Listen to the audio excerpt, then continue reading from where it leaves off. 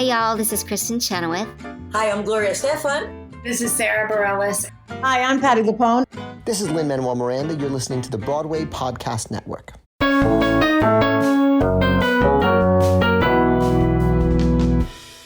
Hello, I'm Jesse McAnally. And I'm Andrew DeWolf. And I'm Liz Eston. And welcome to Musicals with Cheese, a podcast where I try to get Andrew and Liz to like musical theater. And guys, we're hitting a milestone today. I don't think we've hit this, something so terrible that it makes me happy, knowing I will never, ever in my life watch something this bad ever again. It almost is freeing in that big fish way of knowing how you'll die, because everything else you know you'll survive because you survived this. It's wow. It's like you. I was like, you know, he's probably exaggerating. Like, I'm sure it's like not that bad. Like, yeah. He's just got very sensitive taste on some issues. No, this is wow. Yeah, I remember reading the discourse, being like, I'm sure it's bad, but like, it can't be like filmmaking wise bad. And then, my God, it's just bad. Even if you don't give a shit about how anyone feels about anything, and you're like an offensive edgelord, this movie still sucks. You will hate this movie, even if you're an edgelord. Like, my God. You notice that the diet Nazis out there coming out, like, that have all the circles and the arrows on fucking Star Wars media. They don't like this. No, they don't hate like this. They would call this cringe as fuck. And somehow no this one is woke likes this. No one. Who is this for? No one likes this movie. Sorry. For all the build-up, this is the worst movie I've ever seen. Thank God it's over. But I've known this for a while, and I've dragged my feet on this until it was a good distance away from its original release, because I didn't want to be a part of the inadvertent publicity of this film. A few years later, about 3 years later, the film has decidedly been marked as an embarrassment, a flop, goofballs, ridiculous. It is literally for free on YouTube and on every streaming service, which I consider the ultimate failure in and of itself. So I feel like it's of safe value to make fun of and mock. This week, we are talking about Sia's feature film debut, Music. Cue the music.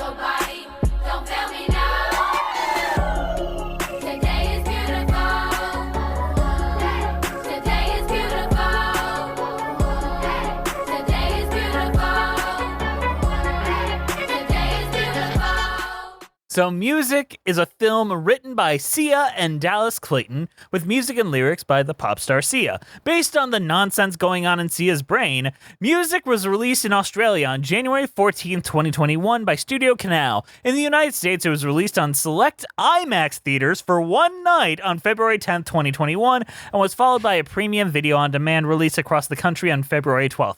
Seeing this in IMAX feels like just, like getting your eyes stabbed out. It's truly the most glorious. Yeah.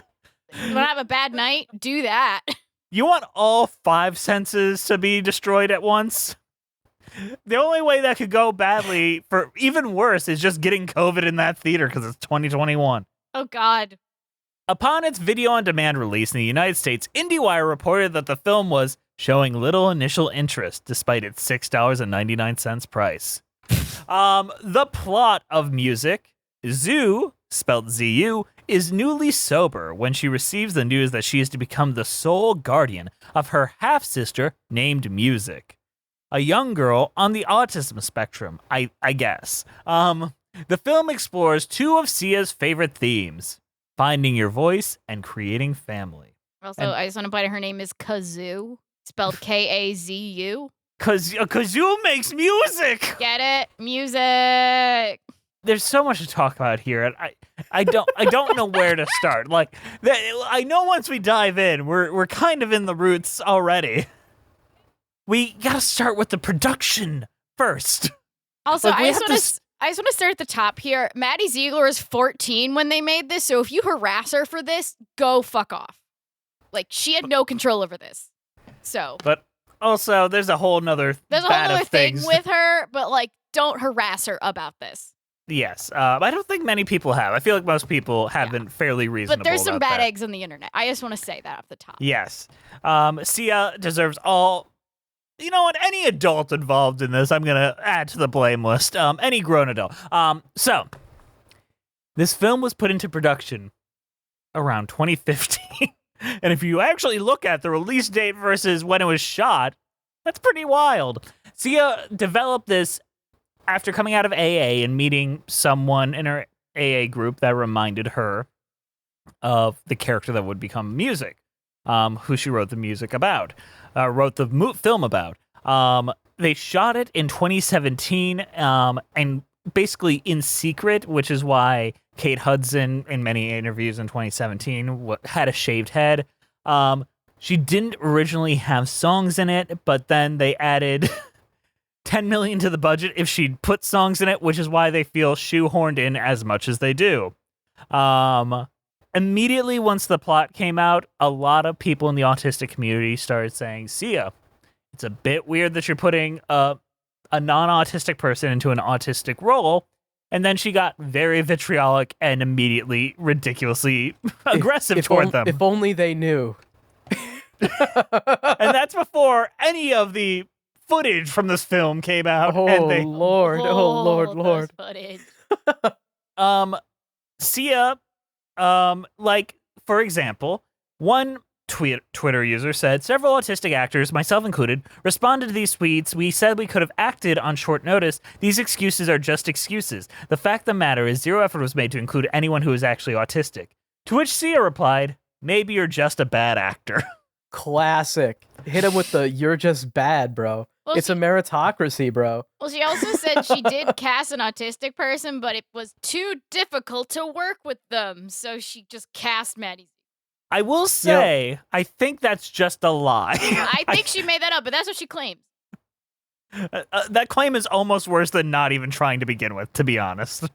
Well, I mean, it just reinforces the themes of the movie. Yes, so she cast her muse and person that has been in all of her work since Chandelier, Maddie Ziegler, who their relationship appears to be very uncomfortable, so much that they share the bed with each other. This grown adult woman and this child spend a lot of time together, and she calls herself her second mom and a lot of other things, and really her entire emotional involvement with this child is all about controlling her, what she does in her career, which is weird. I don't like it. And then we have the actual film itself. Andrew, why don't you tell us the plot of Music? Oh, good Lord. Where do we even start? Okay. The titular character is I suppose you would say low functioning autistic. I would say nonverbal is probably what they were going Nonverbal? for. That's Yeah, fine. That's what they're going for. I'm not actually that up to date on my knowledge on this, so I'll take your word for it.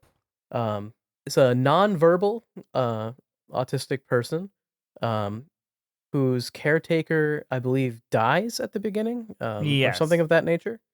So she is sent to live with Zoo, who is the actual main character of this movie, not Music. Music is not a character. Music is a plot device, obstacle to be overcome. So Zoo is struggling, newly sober. She was like a drug addict. I think she's still kind of in that scene though, because I think she's a drug dealer. Is that correct? Yes. Um, And her drug dealer is Sonic the Hedgehog in cornrows. yes, that is true. Yes. Honestly, the nicest drug lord I've ever seen Yeah, in he's any very piece of kind. media. He's like forgiving. Like she loses drive. We'll get to it. And then there's another guy who is okay. I was a tiny bit confused on this. Yeah. Is he the caretaker? No. No. Is he a caretaker? He's just a random neighbor. He's a neighbor who helps out. That's it? Helps out. Helps out, yeah. He like takes over everything. I honestly thought that he was like assigned to be there to make sure the transition goes well. I mean, the script assigned him to be there, to be the plaque person that is a prop to help prop up the white main characters. Yes. Yes. So you're right in the money there, buddy. Also, he has AIDS. Play the showgirls clip. Man, everybody got AIDS and shit. Well, the only black person in this movie from Africa has AIDS, because we're hitting all the Sunday school messages here. Hey, but don't worry, he knows how to handle autistic people when they're having a sensory overload. Oh, yes! He teaches Zoo how to smother them. You just absolutely want to just lay on top of them and hold them. Get down! No, he's covering her with his love. You wanna hit him with the spinning pile driver and just absolutely love them. Wrestle your autistic child. It is called lethal restraint. It is very dangerous, even deadly, to do this to autistic children. So many actually proper autistic foundations and people designed to help those with this condition say that this is a horrible thing to do. It is not recommended. Jess, wait, Jess. Are you saying I shouldn't Russian suplex autistic people? Just because they're having a moment? Jess, what are you trying to say? This was so much that Sia claimed that she removed the scene, issued a warning, and cut it out of future things. However, the version on Peacock, the version on you, all have the scene not once, but twice in this movie. It's a setup and payoff. We're pretending that she's pretending that she wasn't advocating for this. It was just like a thing that's in the movie. But they do it twice. Yeah. It's a learning event. It's part of her character journey experience. of taking care of her sister.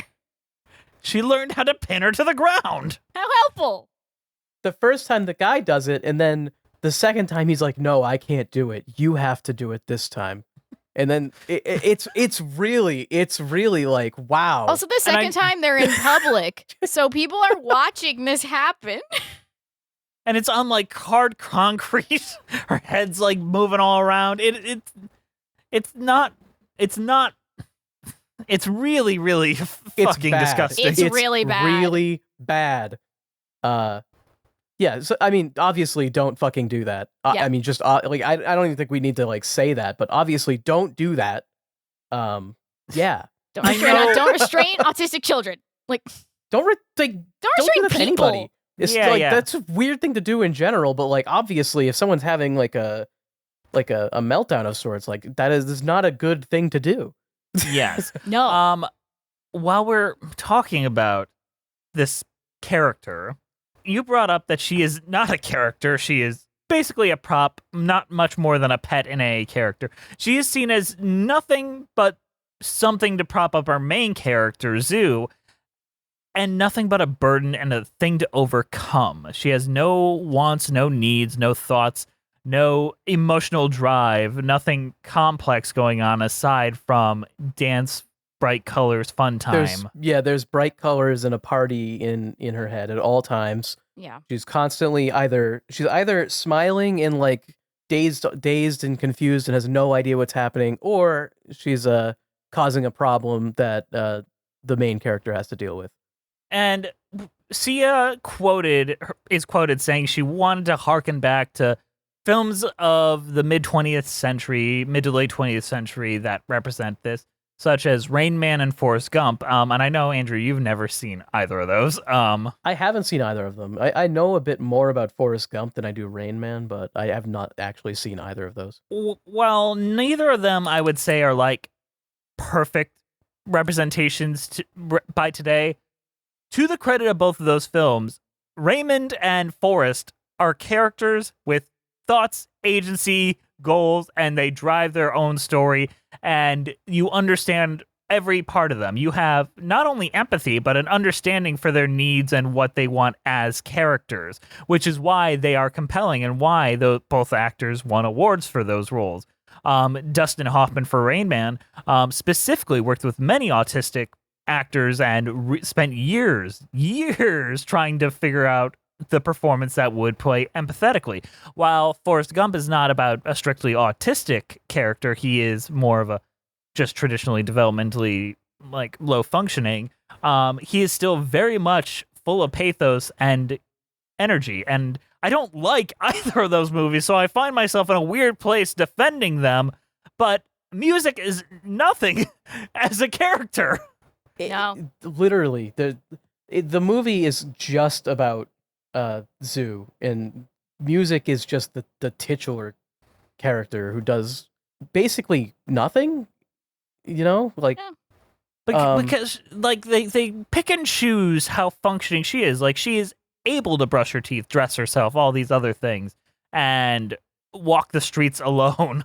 But then she can't be left alone for 5 minutes and whatnot. Yeah, like, but apparently she's incapable of having like coherent thoughts or ideas or anything like that. And it's just what are you trying to do here?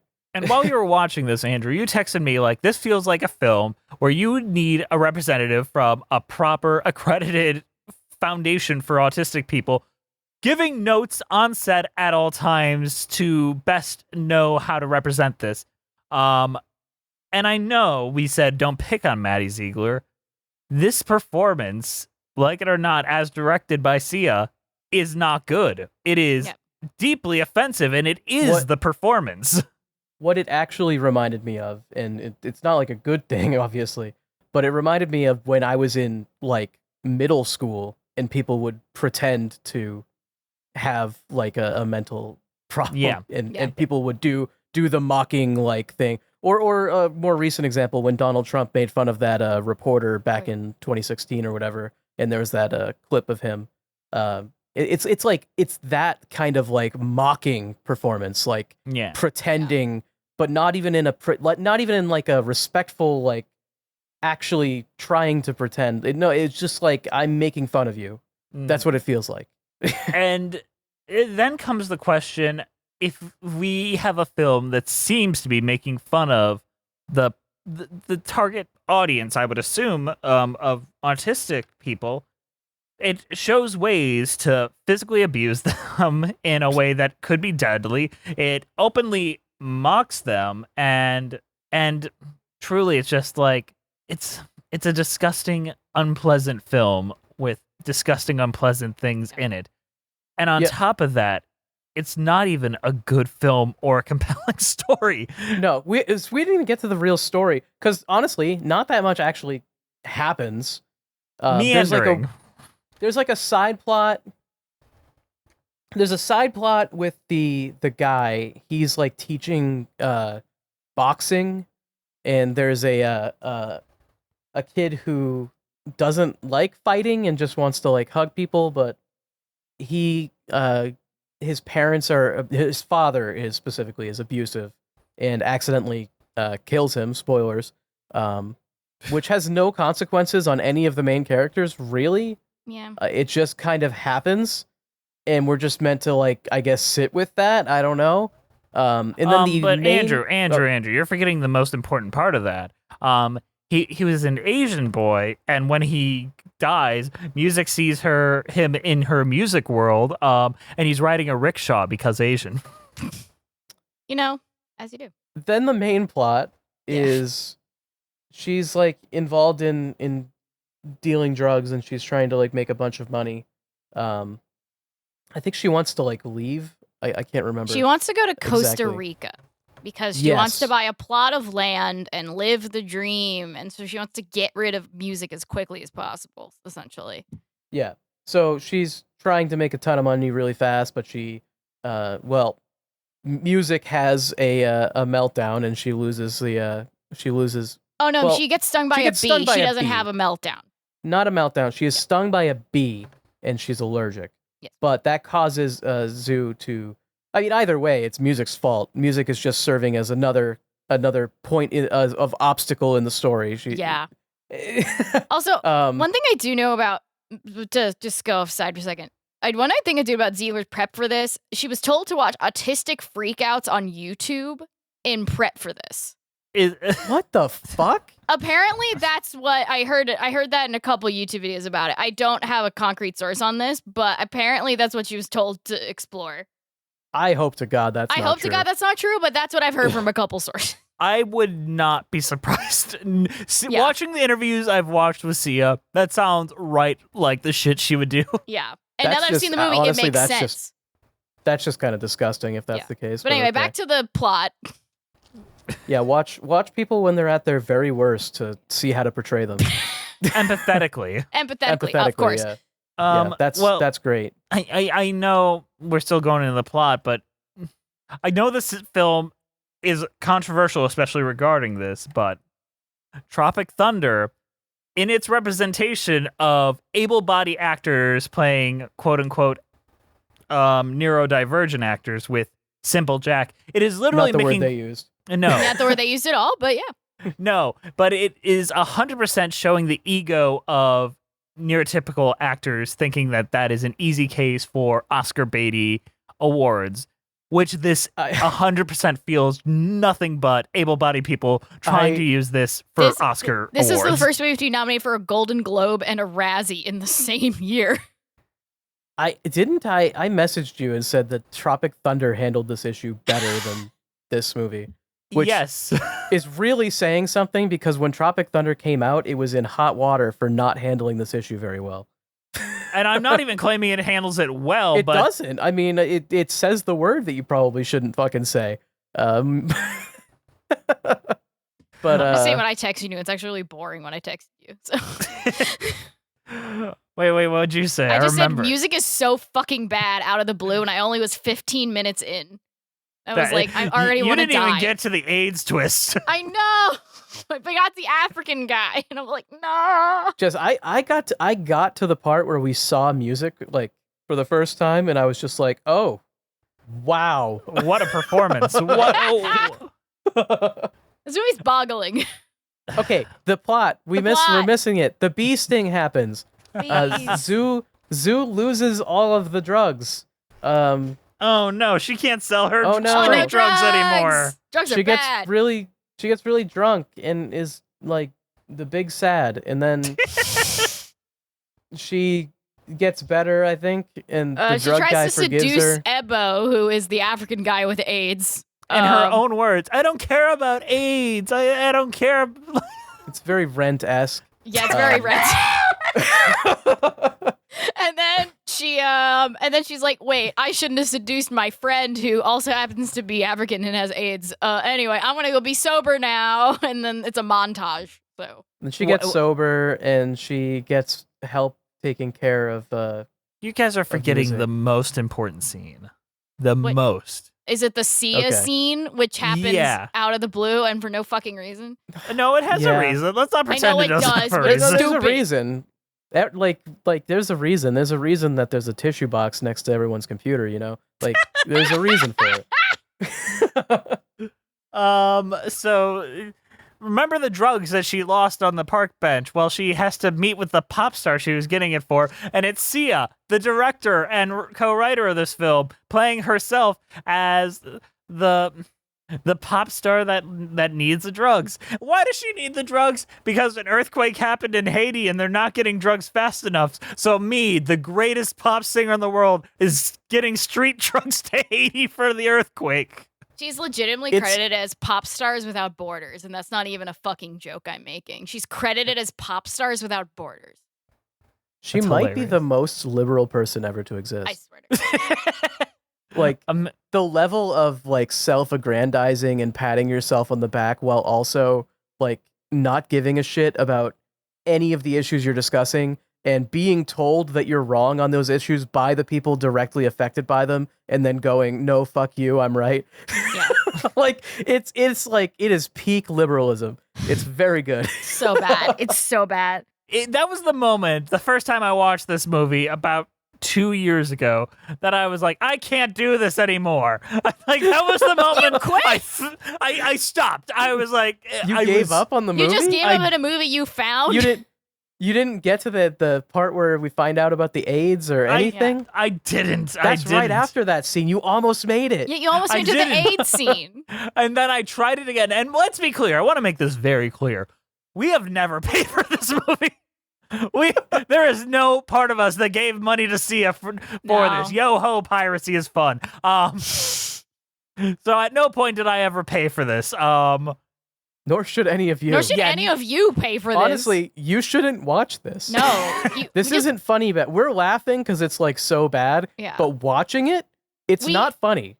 It is just bad. We all went through a traumatic experience watching this movie. Now we have to laugh it off to cope.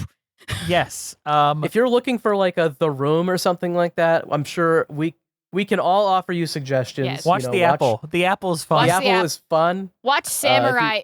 Samurai Cop. Samurai Cop is fun. Miami Connection. Birdemic, even if you're drunk enough. This movie is miserable and not fun, and you will not enjoy it. Yeah. No matter if you're sober, you're drunk, you're high, this movie is just a bad vibe. Like, I don't care what your mental state is. Okay, we got to get to the end because we haven't even. Okay. Notice we're not bringing up songs. That's all I'm saying. They have nothing to do with the plot. Spoiler alert. Frankly, it's not a musical. It's barely a musical movie. It's an advertisement for a Sia song she didn't want to put on an album, so she put it in a movie. It feels like periodically the movie changes the channel in itself to a Target ad. To be fair, when it does that, it is the highest points in the movie, in my opinion. Well, also because it doesn't fade into it progressively; it just jumps right into it. So you're like actually gives you a jump scare. It's like gives you a break. You're like, I can just watch a music. Woo! I can just watch a music video now. I don't have to watch fucking music anymore. Yeah. And you can just watch this on YouTube if you really want to. So don't watch this movie. Yeah, don't watch this movie. Okay. What else happens? Oh, she gets stung by the bee and loses all her drugs and money. Already did That's that. where we're at. We're past all that. Decides to fuck Abo, and then the movie kind of meanders until it stops. Well, doesn't she get? She gets like help taking care of music from somebody. Like she sends her somewhere. She's about to send her to a facility to be taken care of by like nurses and shit. And then she's like, no, I have to take care of my sister and get Ebo back because the wedding he's been talking about earlier in the movie happens to be the day I'm dropping off music at this institution, you know? And then they kiss and the movie's over. And we're all better and Sia sings together. And which was on the radio at the time this movie came out, which I heard 80,000 times. Before we move on to previews, there is something that Liz and I discovered before we started recording. We just started looking at the special thanks at the end of the credits. Very funny. Let me read some of these names for you. Who got thrown under the bus here? This is under Sia would like to thank the Dally Bunky Godchild. Okay, normal-ish people, like, you know, Stevie from AA, JJ Abrams. What? Just keep going. Wait, were you about to say Spike Lee? Spike Jones. Oh, okay. Jay Duplass, David Fincher. What? Jason Bateman, Jennifer Aniston, Lisa Kudrow, Whitney Cummings, Nash and Joel Edgerton, Jonah Hill, and Shia LaBeouf. Actually, I looked into that. I know why they're on there. Why is Shia LaBeouf on there? Kazoo was originally a male character, played first by Shia LaBeouf, then Jonah Hill, and then Sia saw a video of Kate Hudson singing on Instagram and rewrote the part to be a woman. You know, two very stable, well-adjusted people in Jonah Hill and Shia LaBeouf. No, nothing going on there. Great choices. They are thanking their lucky stars that happened, okay? They are so happy that they are in the special thanks section and not in the main credits. But what a group of human beings. Can we talk about the Autism Speaks angle? Oh, yes. They were also included in the special thanks. Dare I remind myself? Just in case anyone doesn't know, Autism Speaks fucking sucks. Eugenics basically is what they promote. Cure to autism. Not a good group.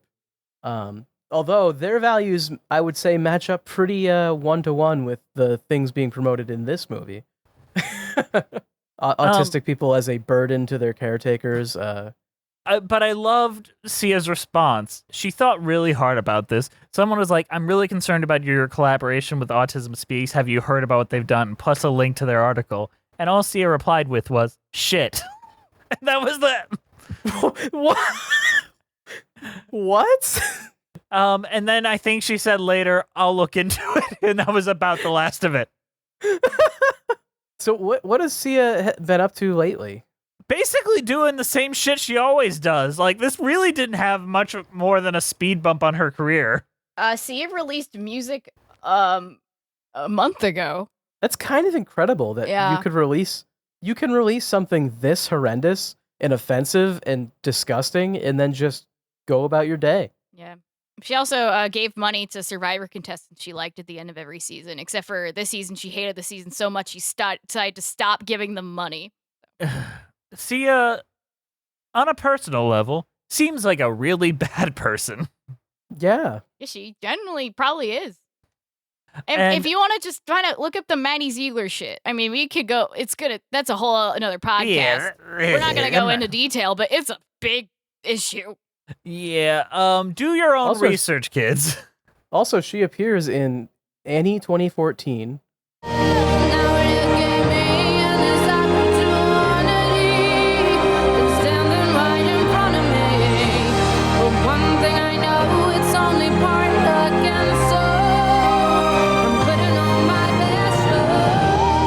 She she has a song in it. Yeah. And both Peter Rabbit movies. She also has a song on the Doolittle soundtrack.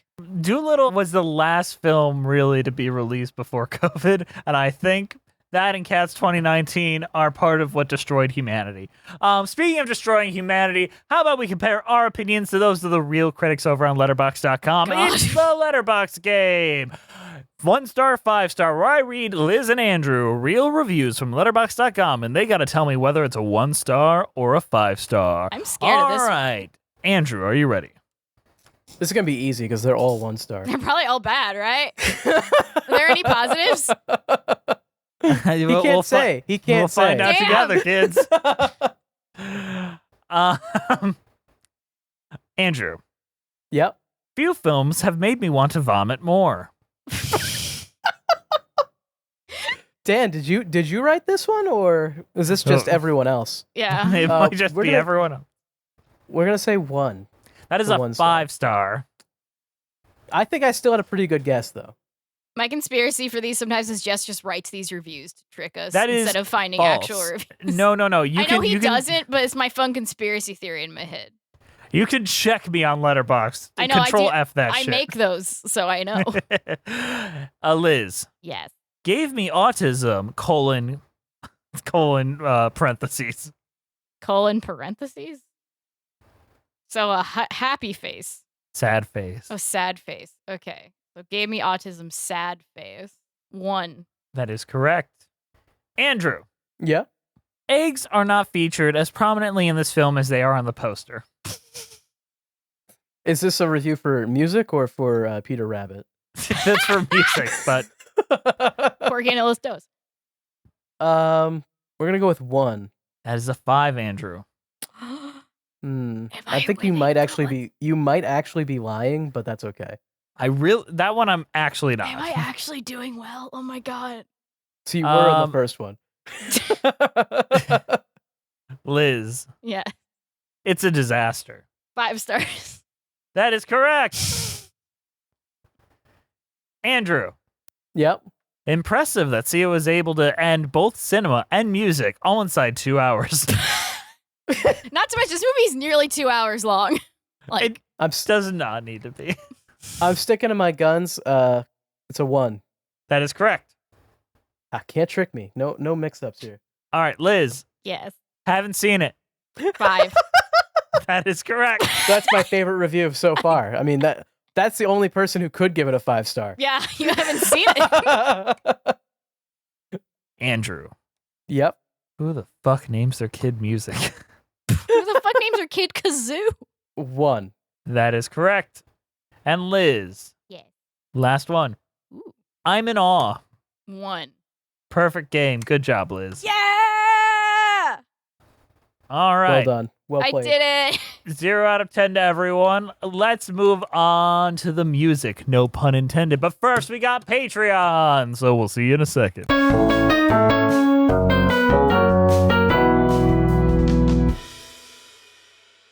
All right. Hey, guys. Sorry to interrupt you in the middle of the show, but we've got a shitload of you. Ow, I got stung by a bee. Shit. Get his EpiPen. Pin me to the ground, quick. All right, Andrew is pinning Jess to the ground. Down. Ah! And I am not finding the EpiPen. I'm going in. I'm taking him down. I got him in the full Nelson. I'm finding the EpiPen. I found the EpiPen. I'm going for the Andrew, pin. keep tackling him. All right, it's in. It's in my eyeball, though. I forgot how to use an EpiPen.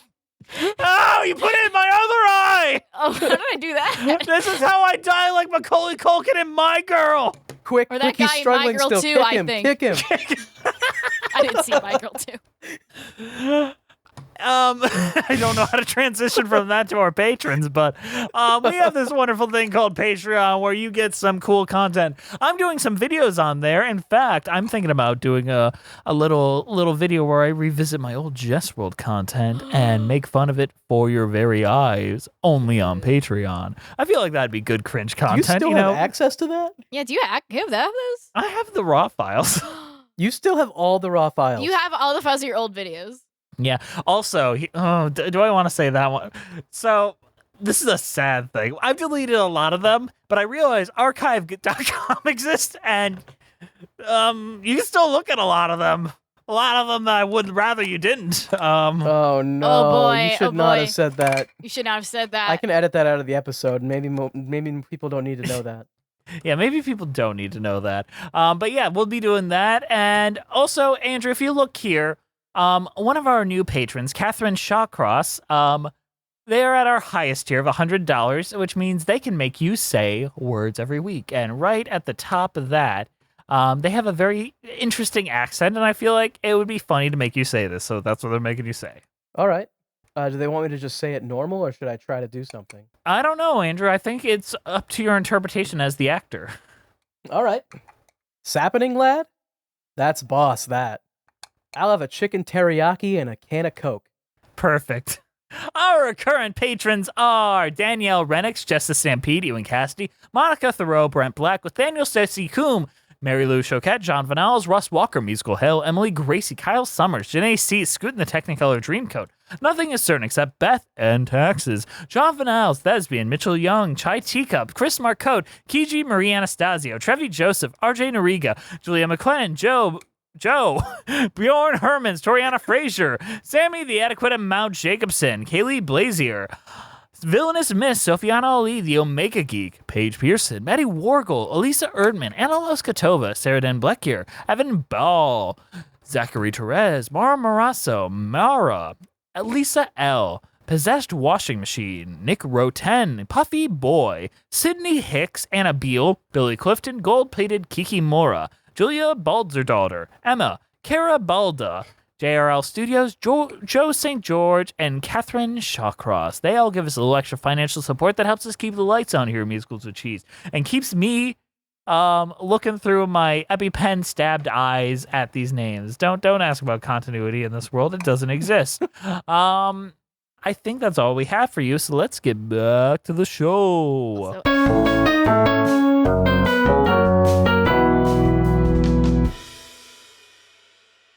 So I remember Obadi because it's the moment I realized this is not going to be a good film.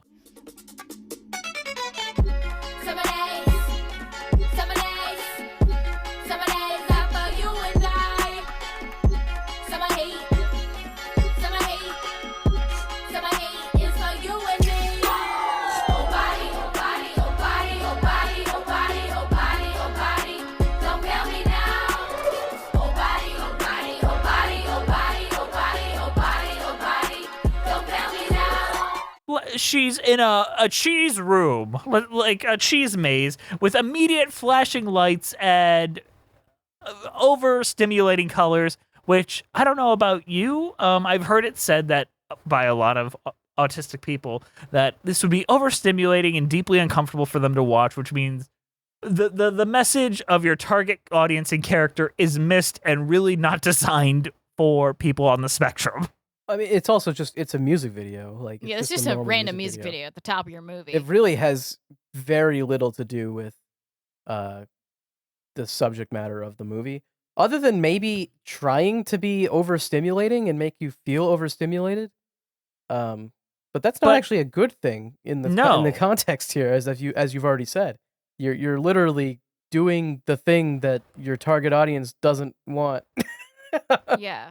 And it's every music video looks like that. Moving on to Best Friend, where all of them just kind of look like these horrific music videos. I gotta feel your love. Baby, don't leave me. I'm drowning.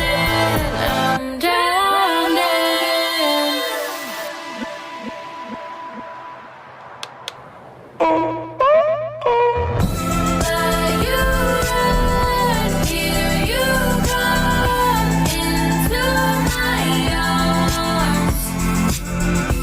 Here we are together once again. This one is particularly That bad one's 'cause it's really just bad. spliced in with fucking the music character just doing the big smiley face and go, ooh. Oh yay, friends. Like, I hate it. It's hard for me to say which one truly makes me the most upset. I could tell you the one I remember the best. Which one is it? It's the one where they're getting changed and they always come out with the hat that looks like the stage the that they're coming out shopping of. montage one. I know you wanna let it out, just get it out and start flying. But baby, if you push it down, it's like lying. So baby, gotta feel it all, just let it go and start crying.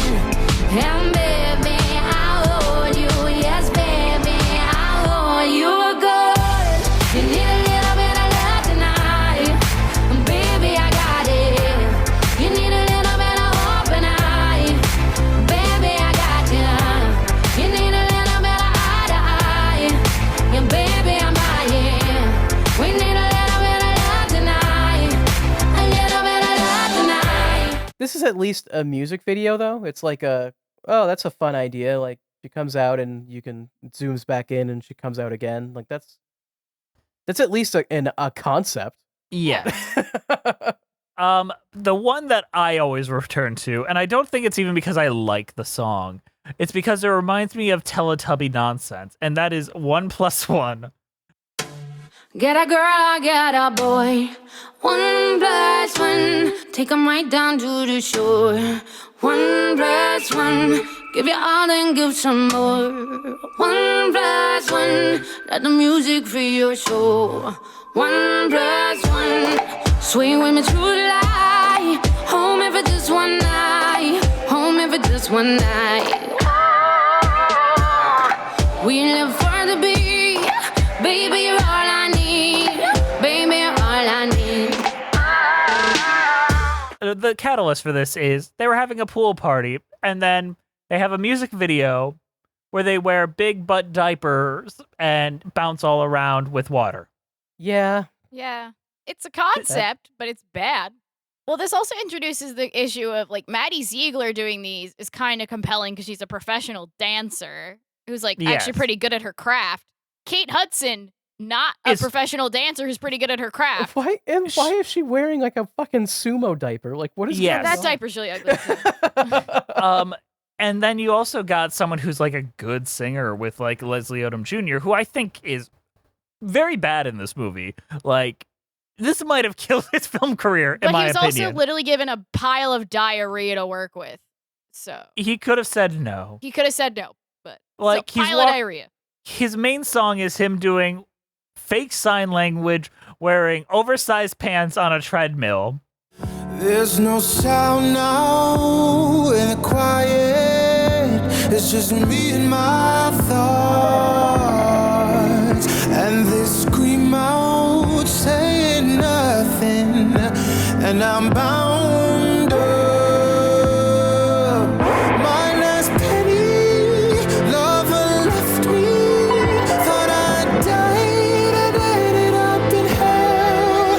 But the heat brings relief. Beautiful things can happen anywhere. My last penny, lover left me. Thought I died and ended up in hell. But the heat brings relief. Beautiful things can happen anywhere.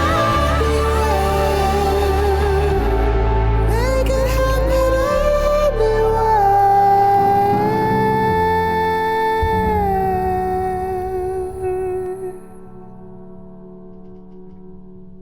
Like, and that is beautiful things can happen. He looks like he's about to go fucking fly fishing. Like He's about to go fit. Oh, he's in a Bible. He periodically reappears in a Bible. Like, even as music videos, these aren't very good.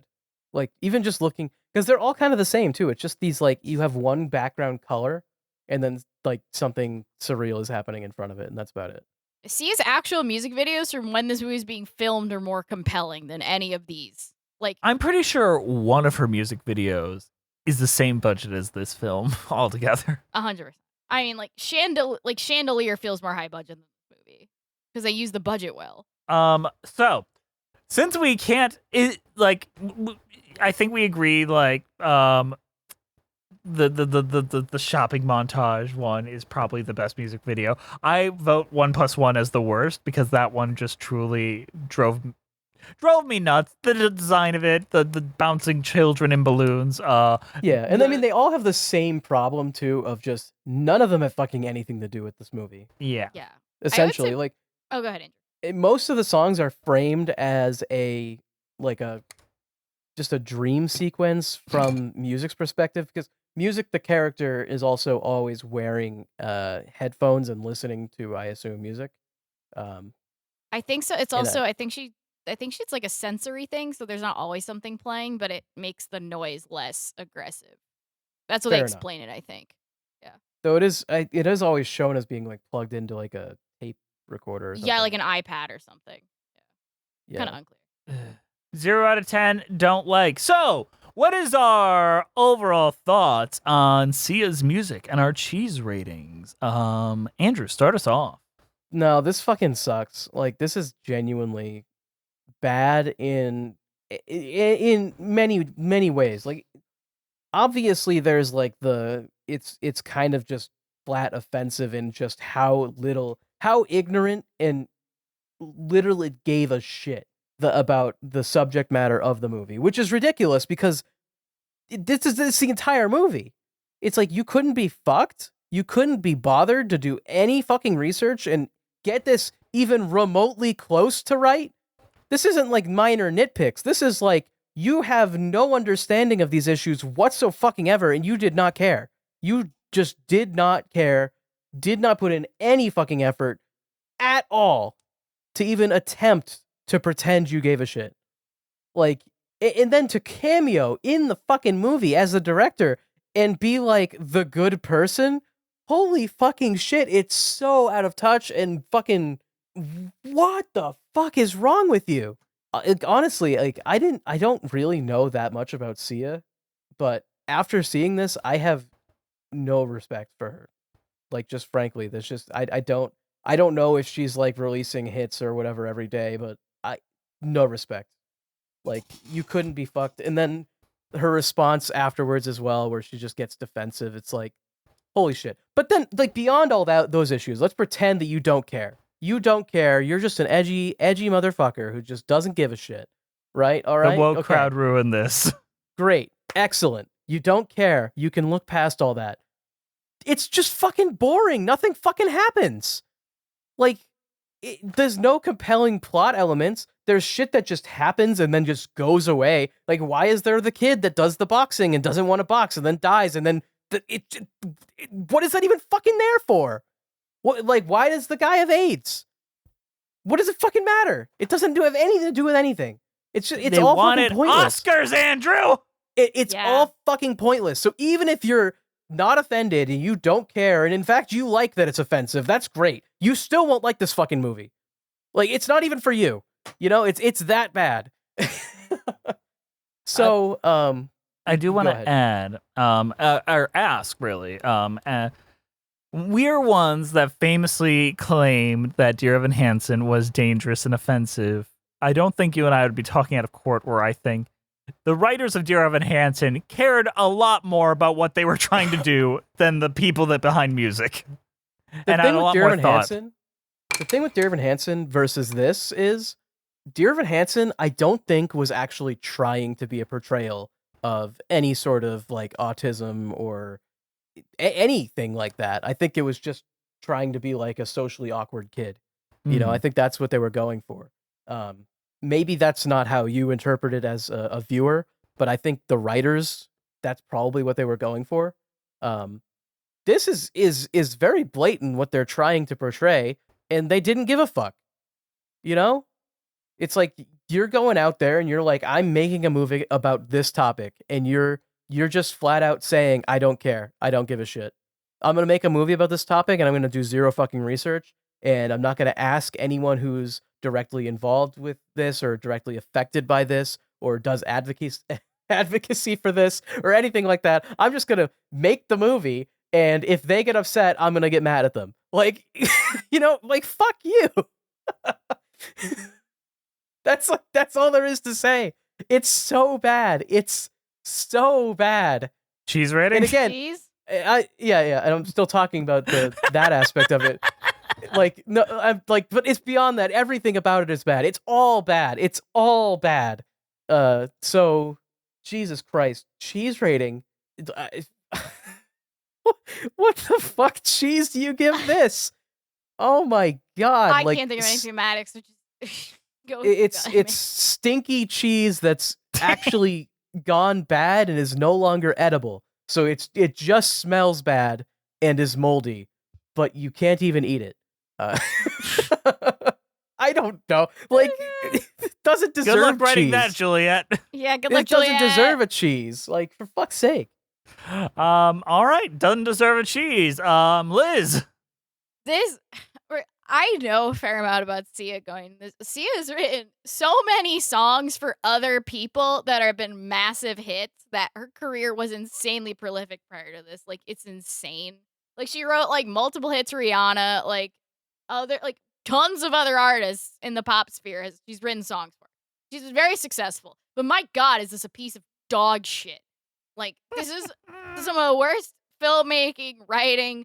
We didn't dog on this at all, but Kate Hudson's also really bad in this. She's truly terrible. Is horrendous in this shit. Oh, her director is really bad, but she's really bad just on her own. Like, they don't care about the subject. They're just trying to win awards and get bait, and they got Golden Globe nominations because they paid off the fucking Academy that runs that Hollywood fucking institution. Foreign Press. They paid off the Hollywood Foreign Press for Golden Globe nominations, and guess what? They didn't win any, because who gives a shit about this movie? Everyone's bad. The songs are bad. The music is bad. Like I said, that's reductive. I don't care at this point. This is one of the most frustrating things I've had to watch in a very long time. Like, oh my God. It's just painful. They don't give a shit about the subject matter. They don't give a shit about autistic people. Every autistic person I've seen talk about this thing just say it's offensive. And see, it doesn't care. Andrew really got into a lot of this, so I'm being redundant in a lot of ways, but there's only so much you can say about it. But anyway, this movie fucking sucks. Don't watch it. I'm gonna give it expired Walmart cheese puffs because it's gross, nasty, and cheap. I just realized that this lost to Borat's subsequent movie film delivery, a prodigious bribe to American regime to make benefit for once glorious nation of Kazakhstan. And you know what? Good. Fine. Was all of that the title of Borat 2? Yeah. Yes, it is. And Hamilton was also nominated that year. 2020 was a wild 2020 time. Was nutty. Anyway, expired Walmart cheese puff. Yeah. Good cheese rating.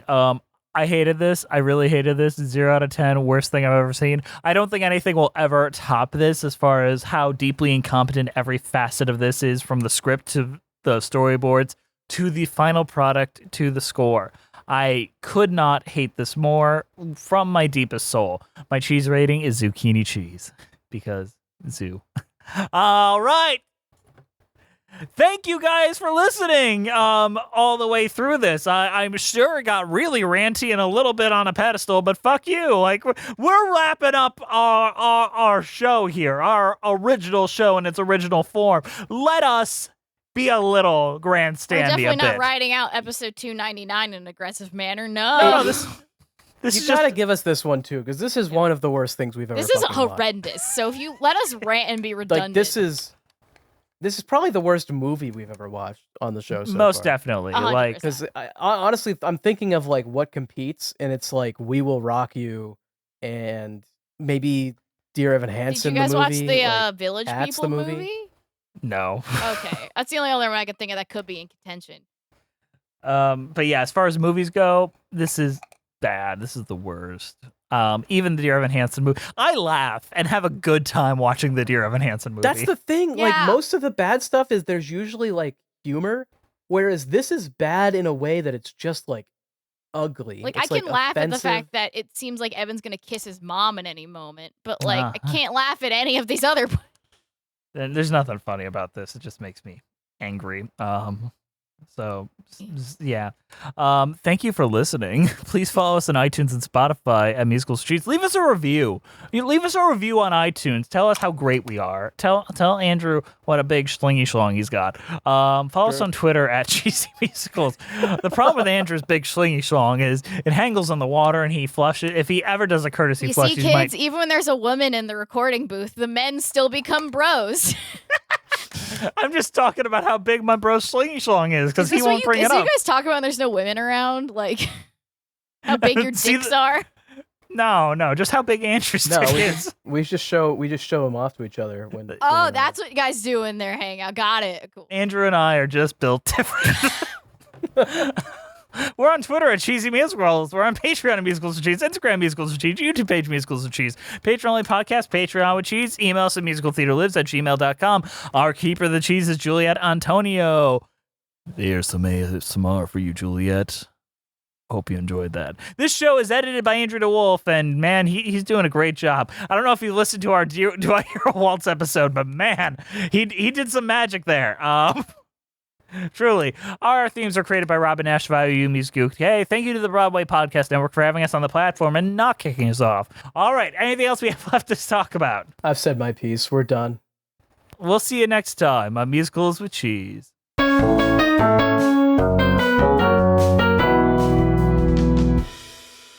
Get a girl or get a boy, 1 + 1. Take 'em right down to the shore, 1 + 1. Give your all and give some more, 1 + 1. Let the music free your soul, 1 + 1. Sway with me to the light, hold me for just one night, hold me for just one night. Every movie's gonna flop this summer. Like, Every the movie's movie flopping theaters are now, dead. Jess. That's not even it. Not Deadpool and Wolverine. That's gonna make a shit zillion dollars. You say that, but I'm waiting to see if that Yeah, happens. I don't Are we think gonna it's gonna make are a we- shit zillion. Are we I gonna would put Andrew. money on it? Oh God, Patreon, hold them accountable. What's the money on? Like, if it breaks even, do you win or No, I'm gonna put a number on it, and basically, I put a number, you put a number. Whoever it ends up closest to wins. Okay, I'm not sure I have a number. I'm more like I think it might like technically not be a flop, but I feel like it is not going to be like a blockbuster that we Okay. would expect. I'm gonna say, so let me just look up. So Deadpool 2 made $785.5 million, and Deadpool 1 made around, I want to say, 782. I will say it'll make within $100 million of what Deadpool 1 and 2 made. Hmm. Overall, Yes, okay. worldwide. It'll make either between 800 million to 600 million or above, but I'm pretty much guaranteeing it's gonna make around the same. And you're thinking it's gonna actually just flop. I don't think it's gonna flop, but I think it's not gonna make a serious profit, and people will be talking about how it didn't succeed. Mm-hmm. Yeah, like it'll Okay. crack the top 5, but bomb eventually as it goes. It is the only film anyone's talking about and it's the only one getting a really hard marketing push. When I saw Furiosa, there was 3 different trailers for Deadpool and Wolverine. They are pushing that fucking movie so hard. Wait, in front of Furiosa? Yes. Oh God. Movie theaters kind of need it to succeed because it's the only thing coming out for like the next 2 fucking years. Yeah. Introducing the Andrew and Jess Deadpool versus Wolverine bet. Woo! We could have just called it the Deadpool. Oh, yeah, that's true. You should make a poll on Twitter for this. Let's see if people actually make it to the end of this episode. You know what? If you made it this far into the episode, just tweet at us. Yeah, tweet what you think who's going to win the bet. Yeah, and maybe you'll be a winner too. All right, we'll see you next time.